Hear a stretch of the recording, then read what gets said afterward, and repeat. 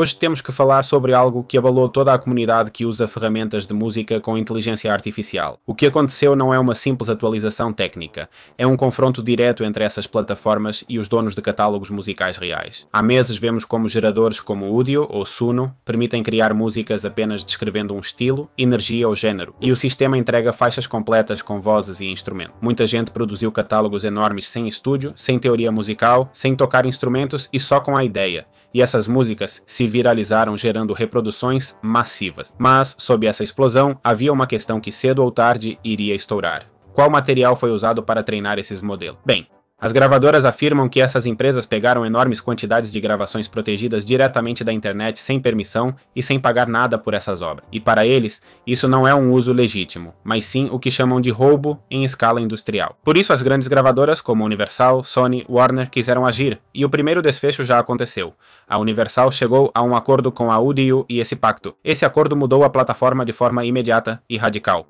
As downloads foram desativadas sem aviso prévio e milhões de músicas ficaram bloqueadas da noite para o dia. Havia criadores que passaram mais de um ano, 10 horas diárias acumulando centenas de músicas, trilhas sonoras inteiras e pequenas peças e de repente não podiam baixar nada do que já tinham feito. Não pediram reembolsos, pediram uma janela de exportação sem custos extras para os arquivos que eles mesmos já haviam elaborado. A reação foi tão massiva que a empresa acabou dando um prazo de 48 horas para resgatar projetos gerados antes do momento exato da mudança. Só nesse período seria possível obter esses trabalhos sob os termos anteriores. E o novo conteúdo ficaria marcado, controlado e inacessível. Este acordo é decisivo porque se torna referência para o resto do setor.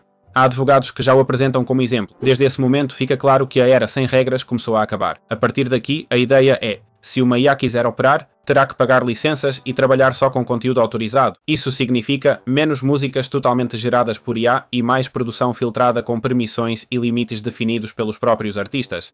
Mas há usuários que não estão aceitando muito bem essa transição. Há pessoas que estão rejeitando formalmente modificações contratuais, renunciando às cláusulas de arbitragem e protestando por terem criado músicas originais sem copiar arquivos alheios. Para eles, a plataforma era apenas um instrumento, e agora se veem impossibilitados de recuperar trabalhos que criaram lá.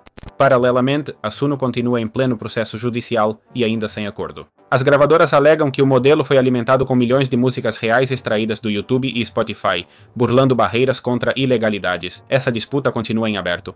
Por outro lado, organizações como ASCAP, BMI e SOCAM publicaram sua posição. Eles afirmam explicitamente que treinar modelos com obras protegidas sem permissão nem pagamento não é uso legítimo, mas roubo. Também definiram quais tipos de obras podem ser registradas para receber royalties. Totalmente humanas? Sim. Ferramentas de apoio? Sim. Composições humanas com elementos de modelos? Sim. Mas peças geradas inteiramente por inteligência artificial? Não. Nessas, não se pode reclamar direitos autorais nem cobrar royalties. Além disso, ao revisar termos de uso como os do Suno, vemos que o usuário concede licenças amplíssimas sobre o que carrega, que existe o direito de suspender contas, que o limite de responsabilidade é mínimo e que usuários da versão gratuita só podem usar o conteúdo para fins não comerciais. E se somos usuários pagantes e o resultado foi criado no período pago, é do usuário, mas não há garantia que possa ser registrado como copyright se tudo foi gerado pela inteligência artificial sem contribuição humana. O que está acontecendo não é só um problema técnico, é uma mudança em quem decide o que podemos fazer com essas ferramentas, quem pode cobrar e quem não, e o que fica permitido quando os sistemas já não se alimentam de catálogos sem autorização. Com licença. E aqui peço sua opinião, certo? Porque para treinar o ChatGPT ou outros modelos de vídeo ou texto, usaram diversos recursos sem pedir permissão ou direito.